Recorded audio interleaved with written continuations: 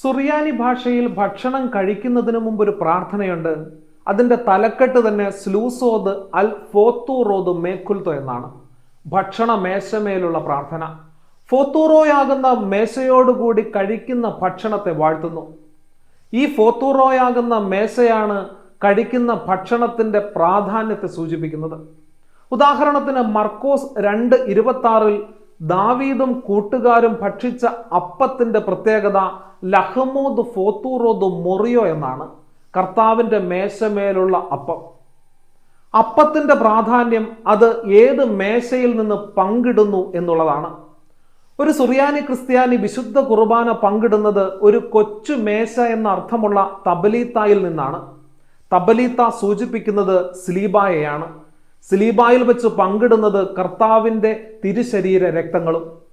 അതുകൊണ്ട് തന്നെ ഓരോ പ്രാവശ്യവും ഭക്ഷണം കഴിക്കുന്നതിന് മുമ്പ് മേശയോടുകൂടി ആ ഭക്ഷണത്തെ വാഴ്ത്തുമ്പോൾ എൻ്റെ ധ്യാനം വിശുദ്ധ കുർബാനയിലായിരിക്കണം.